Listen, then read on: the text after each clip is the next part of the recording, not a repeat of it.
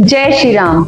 मेरे पास कुछ कॉल और मैसेज आए हैं कि मैम हमें हाई बीपी के रिगार्डिंग कुछ सजेस्ट कीजिए। हाई बीपी जो कि एक साइलेंट किलर है, जो धीरे धीरे आपके शरीर को खोखला करके किडनी फेलियर, हार्ट अटैक और ब्रेन स्ट्रोक जैसी बीमारियों की तरफ आपको धकेल देता है।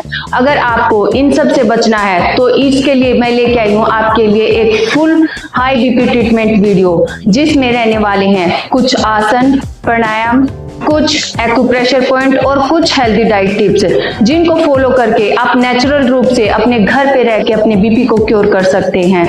तो चलिए सीखते हैं हम ऐसे कौन से वो आसन है जिनको करके आप अपने बीपी को क्योर कर सकते हैं। इसमें आपका सबसे पहले आसन रहेगा सुखासन। सुखासन जिसमें आप कंफर्ट जोन में बैठ सके। फिर सुखम आसनम, जिस स्थिति में आप सुखपूर्वक बैठ सकते हैं। तो अपने दोनों पैरों को एक दूसरे के सामने इस तरीके से रखेंगे।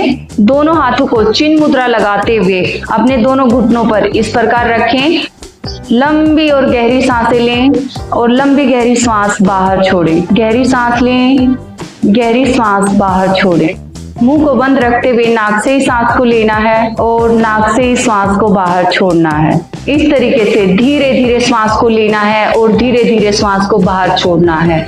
इस क्रिया को करते हुए आपको महसूस होगा कि आपके शरीर का तनाव बाहर जा रहा है, जिससे आपका मन रिलैक्स हो रहा है। आपका मन रिलैक्स होता है तो ऑब्वियसली आपका बीपी धीरे धीरे नॉर्मल हो जाता है। अब रहेगा हमारा सेकंड आसन, वज्रासन। वज्रासन के लिए हम दोनों हाथों को साइड में रखेंगे। वज्रासन की स्थिति में आ जाएंगे। दोनों घुटनों को बेंड करते हुए इस तरीके से बैठ जाएंगे। दोनों हाथों को फिर से चिन्ह मुद्रा के अंदर ले आएंगे। गहरी सांस का अभ्यास करेंगे।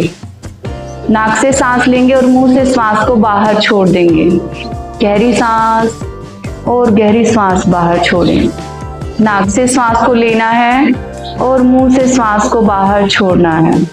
ध्यान रखें, श्वास का अभ्यास करते हुए श्वास की गति आपकी बिल्कुल सामान्य हो। धीरे धीरे गहरा सांस लेना है और धीरे धीरे गहरा श्वास आपको बाहर छोड़ना है।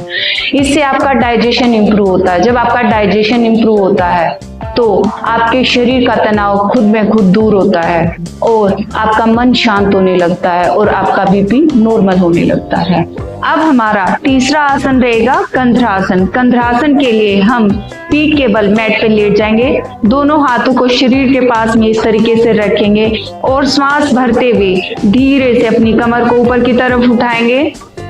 जितना पॉसिबल है आप अपनी कमर को ऊपर की तरफ लेके जाएं। धीरे धीरे ऊपर की तरफ स्ट्रेच करें। श्वास को भर के रखें। कुछ सेकंड यहाँ पर अपने आप को होल्ड रखें। अपने स्टेमिना के अकॉर्डिंग यहाँ पर अपने आप को होल्ड रखें और धीरे धीरे श्वास को छोड़ते हुए नीचे आ जाएं। फिर से गहरी श्वास लेते हुए ऊपर की तरफ जाएं। कुछ देर आसन में बने रहें। सांस को भर के रखें और फिर धीरे धीरे श्वास को बाहर छोड़ते हुए नीचे आ जाएं।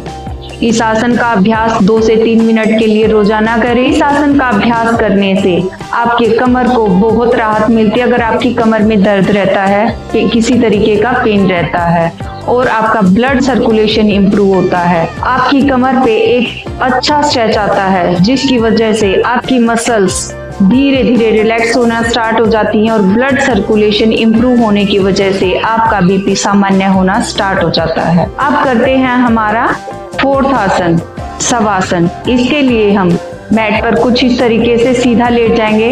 अपने दोनों पैरों की हील्स को अंदर की तरफ और पैरों को बाहर की तरफ। हाथों को मैट पर अपने शरीर के आसपास दाएं बाएं रखें। हथेलियां आसमान की तरफ, आधी खुली आधी बंद। गहरी सांस लें और गहरी सांस बाहर छोड़ दें। धीरे धीरे गहरी सांस लें और गहरी सांस बाहर छोड़ दें। पूरा ध्यान आपका आपकी सांसों पर। जब आप सांस ले रहे हैं तो आपका पेट फूल रहा है और जब आप सांस को बाहर छोड़ रहे हैं तो आपका पेट अंदर की तरफ जा रहा है। श्वासों की इस क्रिया के माध्यम से धीरे धीरे आपके पूरे शरीर की मसल्स रिलैक्स होने लगती हैं और शरीर से सारा तनाव बाहर चला जाता है और आपका बीपी सामान्य होना शुरू हो जाता है। तो अब करते हैं हम प्राणायाम का अभ्यास, जिसमें हमारा सबसे पहले प्राणायाम रहेगा अनुलोम विलोम। अनुलोम विलोम प्राणायाम, इसमें ईड़ा और पिंगला दोनों नाड़ियां आपकी एक्टिव होती हैं। लेफ्ट से सांस लेंगे और राइट से सांस बाहर छोड़ेंगे, फिर राइट से सांस लेंगे और लेफ्ट से बाहर छोड़ेंगे। देखिए किस तरीके से एक हाथ की वर्ण मुद्रा लगाएंगे। एक हाथ की चिन्ह मुद्रा लगाते हुए अपने घुटने पर रखें। लेफ्ट नोस्ट्रिल से गहरी सांस लें और राइट नोस्ट्रिल से सांस को बाहर छोड़ दें। अब राइट से सांस लें और लेफ्ट से सांस को बाहर छोड़ दें। फिर से लेफ्ट से लें और राइट से सांस को बाहर छोड़ दें। ध्यान रखें, जितना श्वास आप ले रहे हैं ट्राई करें उससे ज्यादा श्वास आप बाहर छोड़ें। तो ये था हमारा अनुलोम विलोम प्राणायाम। सेकंड प्राणायाम रहेगा हमारा चंद्रभेदी प्राणायाम, जिसमें हम अपनी ईड़ा नाड़ी को एक्टिव करते हैं। ईड़ा नाड़ी जो कि शरीर में शीतलता को बढ़ाकर शरीर की गर्मी को कम करती है। तो उसके लिए हम किसी भी ध्यान मुद्रा में बैठ जाएंगे।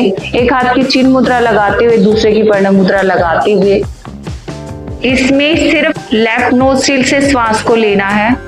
लेफ्ट से सांस लेंगे और राइट से सांस को बाहर छोड़ देंगे। फिर से लेफ्ट से ही सांस लेना है और राइट से सांस को बाहर छोड़ देंगे। चंद्रभेदी प्राणायाम में हर बार श्वास आपको लेफ्ट से ही लेना है और राइट से श्वास को बाहर छोड़ना है। तो तीसरा प्राणायाम रहेगा हमारा शीतली प्राणायाम। शीतली प्राणायाम के लिए हम किसी भी ध्यानात्मक आसन में बैठ जाएंगे।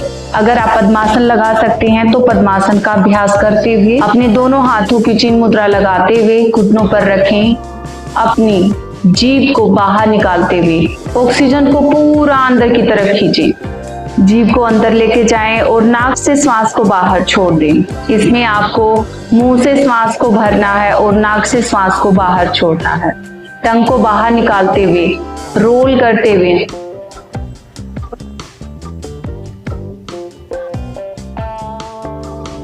और फिर नाक से श्वास को बाहर छोड़ देना है।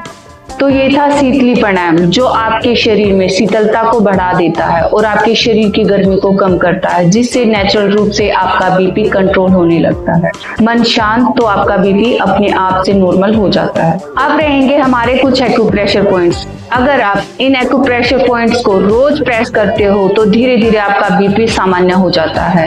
इसके लिए सबसे पहले हम अपने दाएं हाथ को ऊपर की तरफ लेके जाएंगे और अपने सिर के मध्य भाग में इस तरीके से हल्का हल्का अपनी हथेली से टैप करेंगे।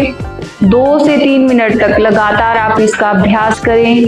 ध्यान रखें बिल्कुल धीरे धीरे, जिससे आपका ब्लड सर्कुलेशन बढ़ने लगता है। आपका ब्लड सर्कुलेशन बढ़ता है और मन शांत होना स्टार्ट हो जाता है, जिससे आपका बीपी नॉर्मल होना स्टार्ट हो जाता है। अब हमारा सेकंड एक्यूप्रेशर पॉइंट रहेगा हमारे लेफ्ट हैंड की रिंग फिंगर का टॉप ऑफ द पॉइंट, जिसको हम अपने दूसरे हाथ के अंगूठे से इस तरीके से प्रेस करेंगे। धीरे धीरे इस उंगली पर हम 2 से 3 मिनट लगातार प्रेस करें।